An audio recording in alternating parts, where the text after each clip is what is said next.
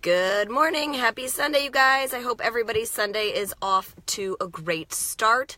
I was scrolling through a lot of your guys' posts from yesterday and today, so saw a couple things I wanted to come on and address as we go into week 2 of phase 2. So, first of all, there was one post I saw in particular. One of the girls, I think her name is Colette, was commenting about feeling incredibly bloated recently. A lot of stuff going on with her.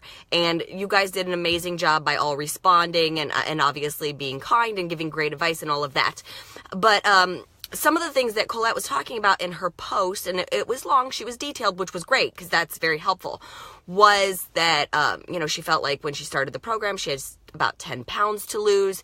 She really listened to my videos and sort of took into consideration everything that I was saying about whether or not you end up in weight loss or maintenance.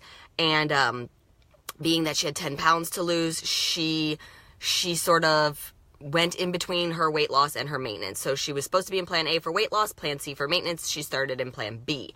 She said it was a lot more protein than what she's used to. She hasn't been sleeping, sick kids in the house, injured husband in the house.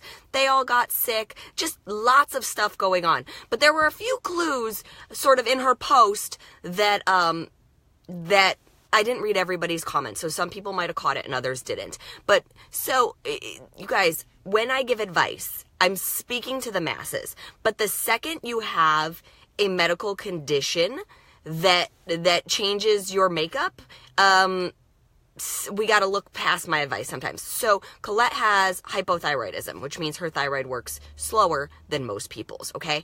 That's a big deal because that means her metabolism and everything is functioning slower. So that alone right there tells me, Colette, I don't want you starting in between weight loss and maintenance. I would want you in weight loss because we're already sort of fighting an uphill battle. And if you still have weight to lose, we got to be careful about how we start.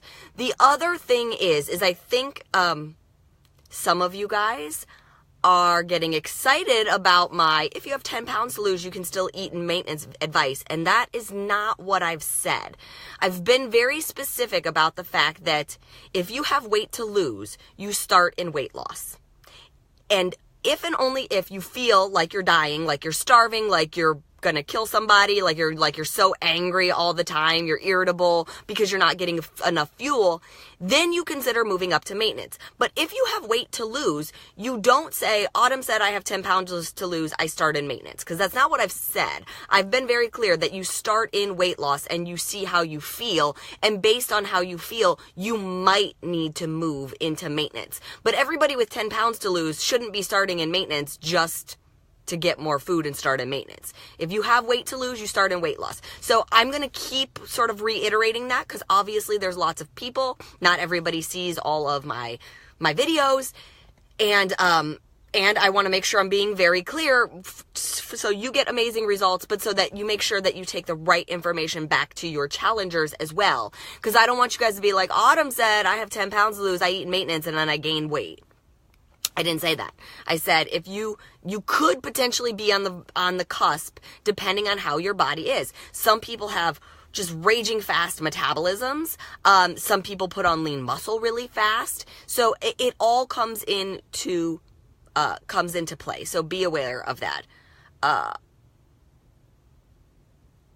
Okay. Yeah, as somebody else, Hannah's commenting and said she has hypothyroidism and she bumped up in phase 2. She feels less puffy and she's noticed weight loss. And that is great. And again, that's why I'm saying everybody is different. So you have to be aware of that. But when you take into consideration everything else Colette was saying about lack of sleep, she said it was more protein than she's used to starting this program. Just lots of things going on. Lots of stress on her body. So there's a lot of things that could be going on that were making her feel puffy. It might not be the fact that she bumped up to plan B and was eating in between her weight loss and her maintenance. It could be all the other things. But I'm just pointing this out to you guys so that you keep it in mind.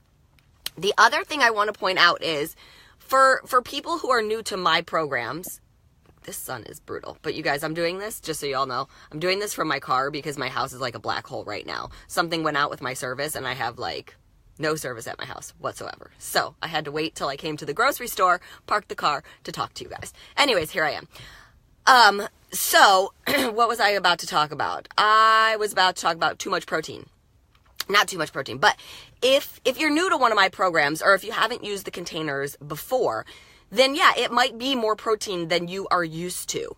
So, something to try. And this is something to try too if you're just interested in being more plant-based, if you're just like, hey, like, there's a lot going on, there's a lot of information coming in about how much animal protein we should or maybe shouldn't have. You can always follow the vegan plan and then add in animal protein for your reds sort of where you want to. So let's say you're following Plan C, vegan, and you get 4 reds. I don't even know if that's accurate or not right now because my brain isn't functioning yet. It's very early here in Los Angeles. But so let's say you get 4 reds. You could make 2 of them vegan reds and 2 of them animal proteins. And then it'd be less animal protein than you would eat on the regular plan, but you'd still get some animal protein. Does that make sense? So if you are noticing like, wow, this is a lot of protein for me, that's another option for you guys. Follow the vegan plan, just like our vegetarians do. Our vegetarians follow the vegan plan, and if they want eggs, they put it in for one of their reds. If they want Greek yogurt, they put it in for one of the reds. So you can do the same thing. If you're interested in being more plant-based, do it. I actually have been following that recently for the last few weeks just because I'm curious, and I like being very plant heavy in my nutrition. So that's what I've been doing is I've just been going part of my reds are from animal protein, but not all of them. So I guess it's not really vegetarian because I can't eat eggs, but it's in that realm, if that makes sense to you guys. So it's just another option if you find that it is a lot of protein, because not everybody digests it that easy. So be aware of that. And then the last thing I want to talk about is refeed day. So I know we've talked about it a lot already, and I know you guys are all freaking out because the first test group did it too. I just don't know why everybody freaks out. It kind of cracks me up a little bit. You guys, it's not that, it's called a modified refeed day, first of all. The way we do it in like fitness competition world, it's much more intense and you really eat. Like you eat above maintenance by a couple hundred calories. You guys aren't doing that. You guys are getting a tiny little bump in calories. But what you're getting, because what you'll see is it's been adjusted. It's been adjusted that, yes, you get a little more yellow and one or 2 extra purples, depending on the group, like the bracket you're in, but you get less fat. So you're going to see less teaspoons in your day. So it's not that big of a deal. It's one day, and it does serve a purpose, okay? It's not just a random go have a cheat day. That's not what I'm doing. I'm not giving you guys a cheat day just to give you a cheat day. It is scientifically based and proven. It is a little bit of a mental break for one day, right? For people who have been like so freaking tight on it that they're just like, oh my God, I'm really starting to get that craving for a little bit of sugar. I mean, it will help with that too. But this is really, really to give your muscles what they need. I see you guys all posting how tired you are that past week. How many of you guys have posted, I've been really tired this week in phase 2?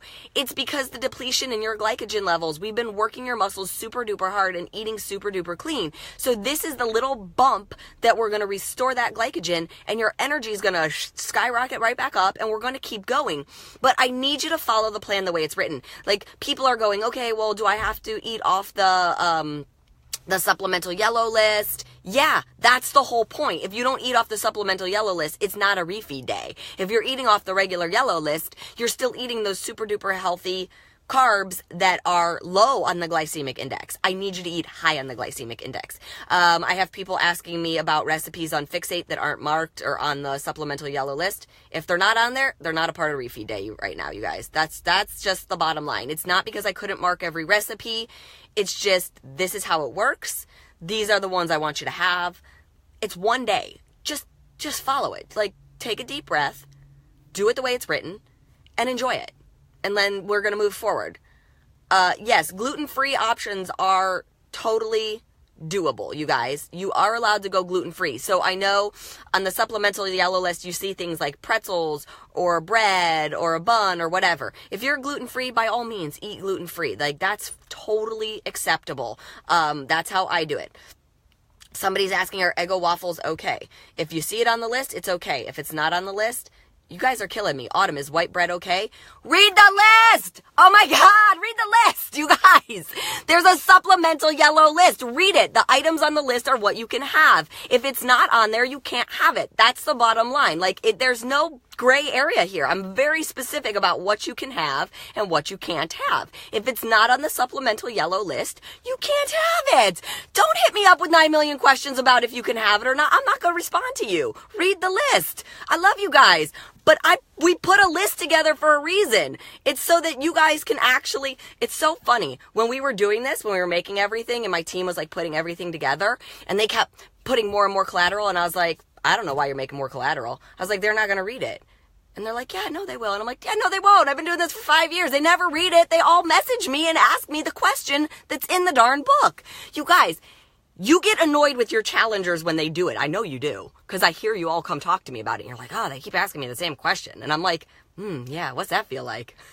Imagine a couple 100,000 people asking you the same question that you put in the book so that it was answered for them, so that if you didn't get to them, that they would have an answer. It's in the book. So I love you guys, but read it. It's all there, okay? But we're going to do our refeed day. It's going to be awesome. It's not going to set you back unless you go off track with it. If you overeat on it, yeah, that'll set you back. If you veer from the supplemental yellow list and you're like, well, it's refeed day, I can eat a pint of ice cream, that's going to be a problem. It's not on there for a reason, right? Okay. So, and yes, you guys, there are a lot of things that I know people have been asking me about. They're not on the list for a reason. Your yellows go up, your fat goes down. So things like ice cream, that's high in fat. It's not going to be on the list because, yeah, it's high in sugar, but it's also high in fat.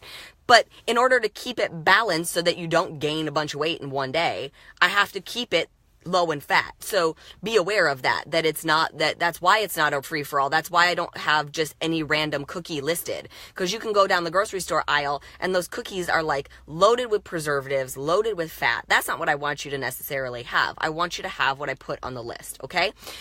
So there it is. Hopefully that helps you guys out as you start to prepare for this week and for refeed day.